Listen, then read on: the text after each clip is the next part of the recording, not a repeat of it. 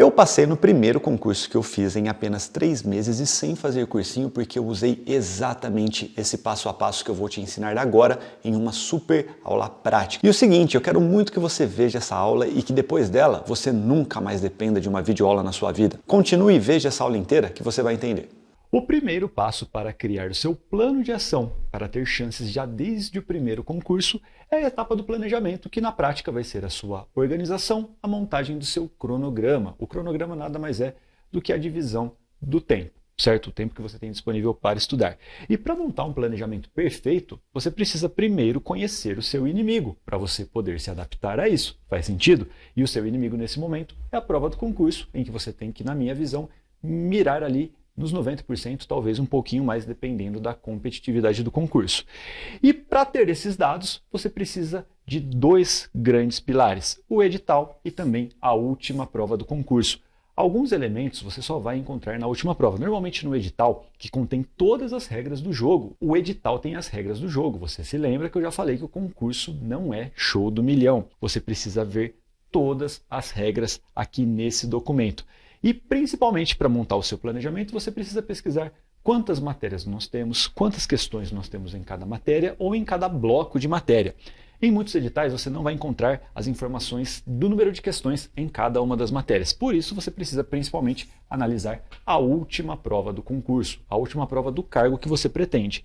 E extrair esses dados. Quais são as matérias, o que eu preciso estudar, certo? O número de questões em cada matéria e um ponto muito importante que é o peso. Algumas matérias em concursos têm um peso, uma relevância maior. Isso faz muita diferença na montagem do seu planejamento, porque nós sempre precisamos jogar de esforço proporcional àquilo que a matéria pode oferecer para você, beleza?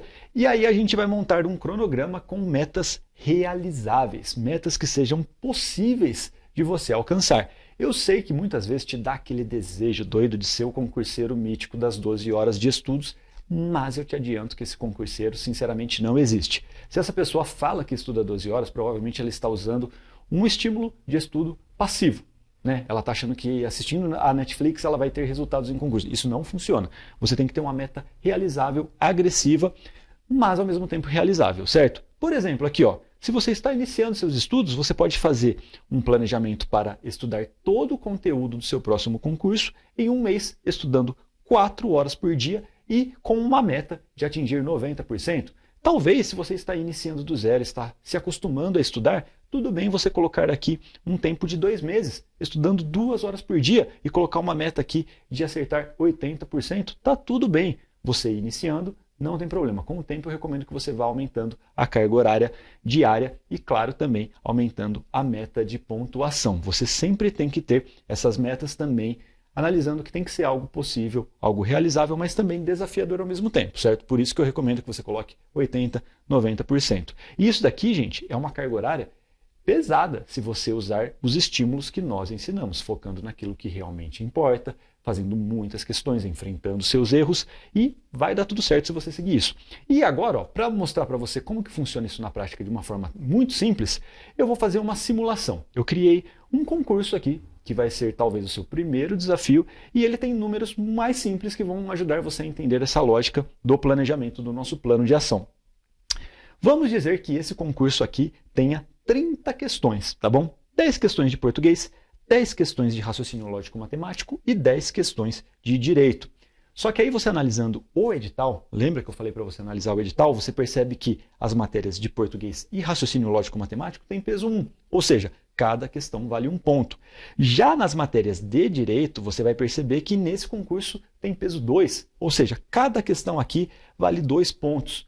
E quando você analisa esses números, você percebe um padrão, que o que realmente importa no concurso não é o número de questões, mas sim a relevância de cada matéria. Esse é o número que eu quero que você entenda, porque esse é o número que realmente importa. Isso daqui faz muita diferença. Por exemplo, nesse concurso aqui, nós temos o mesmo número de questões em direito, só que, na verdade, direito aqui vale o mesmo que essas 2 matérias. Então, é claro que tem uma relevância de 50%. Então, na verdade, para um iniciante que precisa se desenvolver em todas as matérias, provavelmente essa pessoa vai ter que jogar 50% do seu tempo só na matéria de direito. E presta atenção, claro que isso daqui É um exemplo muito simples que eu estou dando, mas que quando você for fazer um concurso real faz muita diferença. Não é nada incomum nos concursos de tribunais algumas matérias terem peso 3, principalmente as específicas de direito. E acontece muito de algumas matérias como raciocínio lógico-matemático terem pouquíssimas questões com peso 1. E aí, no final das contas, o concurseiro que gosta de tribunal, que gosta de direito, ele tem muito medo de raciocínio lógico-matemático. Aí ele olha que no concurso tem raciocínio lógico-matemático e ele desiste do concurso só porque tem questões de raciocínio lógico-matemático. E isso é um tiro no pé na maioria das vezes, porque quando você analisa um concurso real, às vezes essa matéria tem uma relevância de menos de 2%. Então eu garanto para você que em determinados concursos você pode até cortar essa matéria aqui do seu planejamento e você vai continuar com chances de aprovação se você focar naquilo que você é melhor. Então isso faz muita diferença. Por exemplo, ainda no concurso do INSS existe uma única matéria que é 70% do conteúdo da nota possível que você pode alcançar, que é a Seguridade Social. Direito Constitucional, que é algo que os cursinhos gostam de jogar muito conteúdo para você, vai ter uma relevância de menos de 3%. Então não faz sentido você jogar um dia inteiro de direito constitucional para aquele concurso. Em outros, na maioria deles, vai fazer sentido. Deu para entender? Então você tem que se planejar de acordo com o seu edital. Isso vai fazer uma diferença absurda no seu planejamento, vai fazer com que você tenha resultados desde o primeiro concurso. A partir disso, nós vamos para a execução dos estudos. Você vai precisar se desafiar nesse momento, inclusive na questão do tempo. Não sei se você consegue entender esse desenho, porque eu não sei desenhar. Eu sei passar em concurso, mas não sei desenhar. Isso daqui é uma ampulheta, tá? É para você lembrar da questão do tempo. E eu recomendo que você se desafie, que você tenha metas realizáveis, lembra do que a gente falou? Só que você tem que se desafiar também. Por exemplo, o que eu quero dizer com isso? Você colocou um cronograma lá de 2 horas por dia, tá tudo bem? Tá fluindo o estudo? Você tem tempo? Joga 2 horas e meia, joga 3 horas, vá além daquilo que você se propôs a fazer. Entenda que para passar no concurso você tem que ter uma dedicação. É algo muito competitivo, vale muito a pena, mas é muito competitivo. Então você tem que ir além. Você não pode tratar o seu estudo como aquele emprego que talvez você não goste, que você fica desesperado para bater o ponto e ir embora. Porque aquela meia horinha, principalmente numa reta final, vai te ajudar a ter um resultado mais rápido, certo? Então desafie-se, inclusive na questão do tempo de estudo. E você precisa entender um ponto muito importante aqui na execução. Você vai enfrentar uma prova escrita. E a principal capacidade de um concurseiro competitivo, sabe qual que é? Interpretação de texto. Quando você domina interpretação de texto, claro, você vai muito melhor na prova, cada vez eles pedem mais interpretação de texto, não só em português, mas nas matérias de direito e tudo mais, até em matemática, na verdade, se você não interpreta o enunciado, você nunca vai ter resultados. E a interpretação de texto com qualidade e com velocidade vai fazer você aprender mais rápido. E você precisa entender que a interpretação de texto, que é essencial, é algo treinável. Não existe essa que uma pessoa tem habilidade para interpretação de texto, outra não tem. Isso não existe. Deus não olhou para essa pessoa e falou, você vai ser o cara das provas. Não, você vai jogar bola. Isso não existe, é treino. Você talvez não domine a interpretação de texto porque você lê pouco. Então, o que eu recomendo? Como você vai enfrentar uma prova escrita, adapte-se ao material escrito. E o que eu quero dizer com material escrito? Não só o nosso material enxuto, o estudo da legislação, que é o conteúdo mais relevante da prova, mas também estudar com questões. Se você perceber que uma determinada prova, em uma determinada matéria, pede um conhecimento mais profundo, primeiro, antes de ir para uma videoaula, você vai ler uma doutrina, alguma teoria mais aprofundada sobre aquele tema. Isso vai fazer você evoluir muito acima da média e você consegue controlar melhor o seu tempo. E aí nós chegamos no terceiro ponto, que é concurseiros competitivos fogem de videoaulas. Você tem que lembrar disso para sempre. Lembra do que eu falei já sobre o sistema de educação de manada, de rebanho, que ele é muito focado na figura do professor, e esse professor dá o conteúdo numa aula, em uma videoaula, com muito desperdício, às vezes sem focar naquilo que realmente cai e que isso te atrapalha? Eu percebo um padrão. Quer conforto? Vai para a videoaula. Os concurseiros mais confortáveis, que estão mais de boa, vão para a videoaula. Quer ter resultado? Trabalhe com material escrito, adequado ao seu perfil de prova, mais material escrito. E o que eu recomendo para você na videoaula? Inverta o processo, você estudou a vida inteira sempre naquele sistema de rebanho, né? Primeiro uma videoaula para depois ler um pouquinho, para depois fazer algumas questõezinhas e provavelmente a sua nota foi mediana a vida inteira. Para virar a chave, você tem que focar naquilo que cai na sua prova, material escrito, focar muito em questões e entender que você pode recorrer sim a uma videoaula. É algo que eu fazia, por exemplo, quando eu tinha muita dificuldade em um determinado ponto. Por exemplo, sei lá, nossa, eu não entendi essa parte de processo civil. Nesse tópico específico, já li, já fiz questões, já procurei um material complementar e ainda estou com dúvida. Vai para uma videoaula, beleza? Então use a videoaula como um mecanismo de exceção. Quando você fizer isso, o seu jogo vai mudar. E até porque em videoaula, né, normalmente tem muito desperdício. Pô, o professor ele quer te agradar, ele fica contando piada, né? E pensa também, ó, uma coisa. Os cursinhos dão aula, às vezes, para a mesma aula para 6, 7, 8, 20 mil pessoas. Pode olhar isso no YouTube. Em uma videoaula, ele puxa a régua para baixo. Se você quer estudar forte, ele não vai te acompanhar, ele vai acompanhar a média, a manada que quer conforto. Então, fuja disso, controle seus estudos e você vai ter resultados. Depois disso, a gente vai entrar na etapa mais importante, que é a checagem. Você vai fazer um check-up dos seus estudos. Aqui você vai verificar a sua evolução, inclusive em cada disciplina. Aqui a gente vai perceber os nossos erros e eu quero que você erre rápido. Quanto mais você errar, mais rápido você errar, na verdade, mais resultados rápidos você vai ter. Porque, ó, todo mundo vai errar. Eu errei um monte no começo dos meus estudos, tá bom? Não foi um planejamento perfeito desde o começo, é claro, nós somos humanos, você vai errar. Eu errei e tá tudo bem. Só que quem vai evoluir acima da média é quem erra rápido e quem enfrenta os seus erros de frente, tá bom?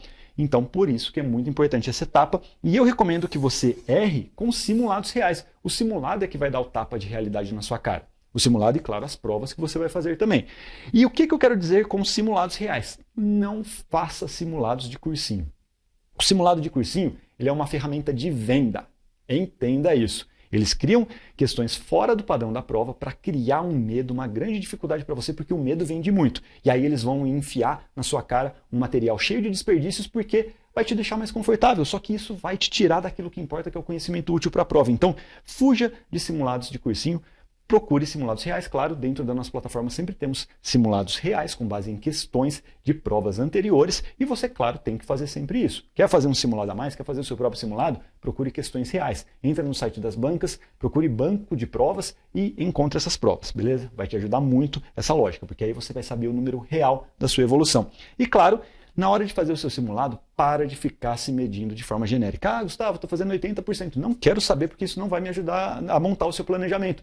Você tem que saber a sua pontuação por matéria, para você sempre entender qual matéria que você tem mais dificuldade, qual matéria que você tem que mudar a sua forma de estudo, em qual matéria que você pode evoluir mais. Quando você faz isso, às vezes você acaba fugindo daquelas matérias que você tem um conforto maior. Por exemplo, sei lá, você é professor de matemática e fica querendo estudar um monte de matemática para aquele concurso que tem 3% de relevância em matemática. Não faz sentido, foge disso, pelo amor de Deus. Então você tem que jogar mais tempo naquelas matérias em que você tem maior potencial de evolução e isso vai fazer, bum, a sua nota explodir, certo? E a última etapa é a ação. Aqui você vai ter que agir para, claro, analisando todos esses dados das etapas anteriores, agir e sempre garantir que você está na direção correta e também evoluindo exponencialmente, certo? Como que você vai se medir nesse momento? Você vai precisar de números, tá bom? Você tem que tentar ser o mais objetivo possível. Eu sei que às vezes isso é difícil, né? A gente tende a acreditar em algumas coisas que a gente planta na nossa cabeça, por isso que os números são muito importantes, por isso que é importante fazer um simulado e extrair o seu rendimento em cada matéria, e também é muito importante sim você ter uma parte subjetiva, que depende aí da sua impressão, que é o sentimento. Às vezes você tem uma nota legal, mas você percebe, por exemplo, no simulado que você chutou, que você não domina aquela matéria. Isso daqui é muito importante para você também, claro, se aprofundar um pouquinho mais naquele tema, naquela matéria, para você ter uma evolução completa. Então é claro que não é algo totalmente frio, isso daqui vai sim fazer parte do seu planejamento, principalmente nos estímulos de estudo. Se você não se sente confortável em uma determinada matéria, você precisa às vezes procurar um novo autor, procurar materiais complementares, procurar um artigo que se aprofunde naquele tema que você teve dúvida, beleza? E aí, quando você tiver os números e já tiver essa sensação, depois de um mês de estudo, se você nunca estudou, você já vai ter esse tipo de sentimento, tá? Você, com todos esses dados, vai fazer o pivô, pivotar, que é mudar de direção, se for necessário, beleza? Como que você pivota no mundo dos concursos? Você cria um novo cronograma, certo? Priorizando aquelas matérias em que você tem mais dificuldade, que às vezes você só descobre isso quando faz simulados, quando se joga nesse passo a passo, e você vai criar um novo cronograma. E também, muito importante, dentro de cada matéria, você vai procurar novos estímulos. Por exemplo, a história da minha esposa. Minha esposa começou a estudar com um cursinho, ela tinha basicamente estímulo de videoaula. Ela nunca tinha lido a lei seca na vida, ela nunca tinha feito questões na prática. Olha que absurdo, por isso que ela não teve resultado. Como que ela mudou e conseguiu 2 aprovações em 6 meses? Ela cortou as videoaulas, lembra do que eu falei daquele padrão do concurseiro de sucesso? E começou a fazer questões. Ela fez mais de 5.000 questões em 6 meses. Por isso que ela passou e, claro, Ela começou também a comer com farofa, legislação e principalmente súmulas, pensando ali no objetivo dela, que era o concurso de TRT. Então ela deu novos estímulos no estudo. E aí, ela teve dificuldade em processo civil. Ela estava só lendo a legislação, ela procurou fazer ainda mais e mais questões com engenharia reversa. E deu tudo certo, ela começou a evoluir depois disso em processo civil também. Agora, lembra daquele caso muito simples, né? Aquele concurso que eu fiz uma simulação aqui, ó. Eu vou simular um caso real de uma pessoa que se jogou nesse processo dentro daquele concursinho simples. Ó. Lembra? Relevância de cada matéria, português 25%, raciocínio lógico-matemático 25% e direito 50%, matéria mais pesada. A pessoa se jogou no processo, ela fez um simulado real. E em português, olha só, 90%, destruiu em português, com essa nota aqui ela está dentro. Raciocínio lógico-matemático, uma nota mediana, sabe? Claro, ela tem que evoluir mais, ela pode evoluir mais, mas às vezes foi uma nota acima do que ela esperava até nessa matéria. E em direito, foi o que aconteceu comigo isso daqui, viu? Uma draga. Eu, quando comecei a estudar para o primeiro concurso, nunca tinha visto a Constituição na minha vida. Cara, isso daqui, às vezes, é o caso de uma pessoa que dá aula de português e vai começar a se jogar em concurso, tá?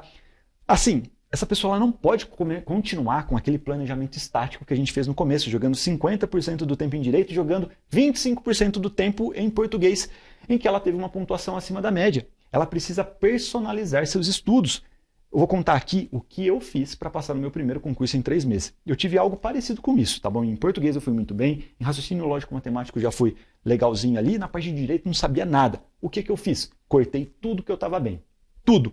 Parei de estudar português, parei de estudar matemática, raciocínio lógico-matemático, atualidades. Joguei todo o meu tempo praticamente só em direito. Só na minha dor, só fazendo questões com material adequado àquilo que eu tinha já entendido que seria o que iria cair na prova, e aí eu passei de primeira, porque eu fiz isso. Essa pessoa aqui, o que eu recomendaria para ela? Corta português, talvez você pode aí num tempinho de lazer no domingão fazer questões em engenharia reversa. Era isso que eu fazia, só para manter ali a minha nota legal em português. Em raciocínio lógico-matemático, ela pode evoluir mais aqui ainda, então eu manteria 1 hora. E aí todo o resto do tempo dela, direito. Teve um tempinho a mais para estudar extra lá na semana? Vai fazer mais direito, mais questões e, claro, comer com farofa aquilo que realmente importa para a prova, que normalmente está no material enxuto. Então, faça isso, jogue todo esse processo aqui na sua vida, que eu garanto que desde o primeiro concurso você vai ter chance de aprovação. A cada ciclo, a cada sprint, a cada microplanejamento, você vai evoluir de forma constante. Você nunca vai evoluir de forma linear. Então aplique isso daqui na sua vida e você vai ver os seus resultados se transformarem, tá bom? Se você seguir esse passo a passo, eu garanto que a cada ciclo, a cada sprint, a cada microplanejamento, você vai sentir uma real evolução e você vai evoluir exponencialmente. Não daquela forma gradual e cansativa que às vezes faz você desistir. Você vai se sentir animado ao ver que é possível sim chegar competitivo em qualquer concurso em pouco tempo. Aplica esse passo a passo e depois me conta o que aconteceu. E aí, gostou dessa aula? Eu espero que sim, e se você ficou com alguma dúvida, faz o seguinte, deixa o seu comentário aqui perguntando, que eu prometo que eu vou tentar responder todo mundo, beleza? E claro, se você quiser mais detalhes sobre isso, clica no link da descrição aqui, porque eu sempre deixo lá o link dos eventos exclusivos que nós fazemos sobre os principais concursos do Brasil e também sempre libero cronograma grátis para esses mesmos concursos. E claro, se esse vídeo ajudou você, deixa sua curtida aqui e se inscreva no canal, porque tem muito conteúdo legal para você. A gente se vê em breve.